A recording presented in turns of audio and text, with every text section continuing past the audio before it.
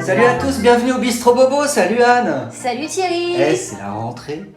On est très content de vous retrouver. Et ouais, bah on est revenu de Noirmoutier là, ça y est, ça fait un petit moment, mais il fait toujours aussi beau, c'est magnifique, on a un super mois de septembre, ça c'est cool.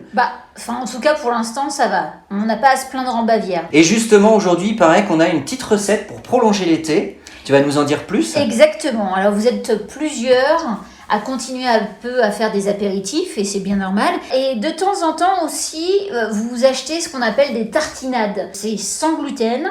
On continue l'été avec ce petit apéritif-là, hyper rapide à faire, bon marché. C'est nous qui allons les faire, les tartinades. Là, franchement, il y a des belles choses sur la table. Et du coup, vous les utilisez en dip, c'est-à-dire soit avec des crudités que vous coupez à cru et du coup vous trempez votre petit chou-fleur, votre petette carotte dans ce genre de sauce pour des pique-niques ou pour l'apéro, ou soit avec des chips de maïs, comme ça on continue dans le sans gluten, des espèces de petites chips nachos comme on mange avec le guacamole.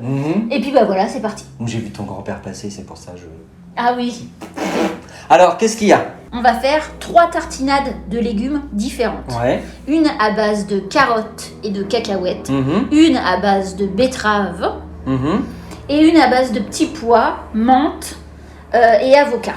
Petits pois, menthe et avocat. Voilà, Voilà, vous verrez. Là, on a de la menthe ici, de la coriandre, ici des cacahuètes, de la cannelle. On va utiliser aussi de la purée d'amandes.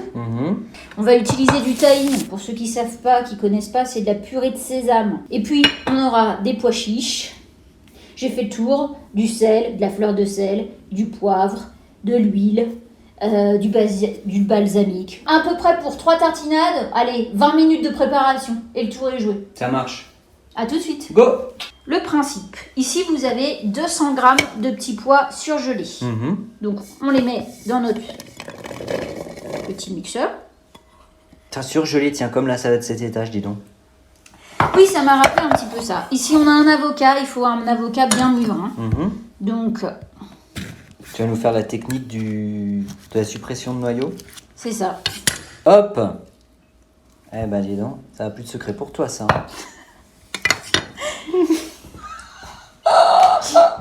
Le principe c'est simple, c'est qu'on va tout mettre dans notre petit blender ou dans notre petit mixeur. Donc là, on coupe des petits morceaux d'avocat parce que tout ça va être mixé. Là, je mets ma menthe. Ici, on va mettre 2 cuillères à soupe de purée d'amandes. On poivre, on sel, on mixe et hop, une tartinade qui est déjà réalisée. Alors là, moi, je vais utiliser de la fleur de sel de Noirmoutier comme d'hab, mais au citron. Un petit peu citronné. Pour le croquant. Pour le croquant. Et on mixe. Vroom vroom. Alors, on attaque la deuxième tartinade. Donc, il nous faut des carottes. Celles-ci, évidemment, elles sont crues. Je les ai déjà pelées. Il nous faut à peu près 300 g de carottes. On va les faire cuire. On va les faire en petits morceaux, comme ça, dans de l'eau bouillante, pendant quelques minutes, pour ensuite, effectivement, les passer au mixeur. Pendant que nos carottes sont en train de cuire pour l'autre tartinade, nous, on en profite pour faire la tartinade betterave. Betterave, pois chiches, l'équivalent d'une cuillère à soupe de vinaigre, balsamique. Ici, c'est de l'huile d'olive à la truffe noire du Périgord. Tout le monde n'aime pas la truffe. Alors c'est pareil, on en met un tout petit peu, histoire de donner un goût. À la louche, Edwige. On va finir avec un peu de tahine. Le tahine, je rappelle, c'est une purée de sésame. Poivre du moulin et de la fleur de sel. Alors ce coup-ci, on va utiliser une petite fleur de sel, paprika, piment. Alors là, on est sur quoi? On part sur quoi? Tout à l'heure, on avait coupé les carottes, on les a fait cuire. On y met de la coriandre fraîche. On y met de la purée de cacahuètes. Alors là, on y va pour 2 cuillères à soupe de cacahuètes. Ça aussi, la cuisine, c'est le plaisir des yeux. Il y a les papilles, mais il y a les yeux. On y va pour un peu de cannelle. Alors, toujours pareil, il y en a qui n'aiment pas la cannelle, donc c'est en fonction de vos goûts. Celui qui n'aime pas la cannelle, il mangera plutôt les petits pois. Sel. Allez, zou. Mais c'est super beau. Pour un apéritif, je trouve ça trop mignon. Là, c'est betterave, pois chiche. Là, c'est carottes, cacahuètes. Et là? Et là, c'est avocat, petits pois. Mais c'est super beau. Et alors, ce qu'elle m'a fait voir, Anne, et elle me l'a offert, donc je me permets d'en parler, justement, regardez comme c'est joli.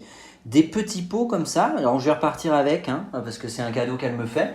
Donc en fait, pour offrir à des gens, bah voilà, vous pouvez faire des petits pots comme ça, qui se conservent pas très longtemps au réfrigérateur. Il faut les manger dans la semaine, quoi. Mais d'abord, ça peut se congeler en plus. Bah, une borboche à la pâte. Quand t'as des potes. Voilà. Et tu sors ça. Et ça, c'est super bon sur du pain toasté. Mais pas que, regardez ce qu'on a. Sans pain toasté, sans gluten, bah voilà, on part avec des petites chips. On part sur des chips. Et d'ailleurs, ce n'est pas du tout un moyen de locomotion, une chips, mais on part quand même dessus.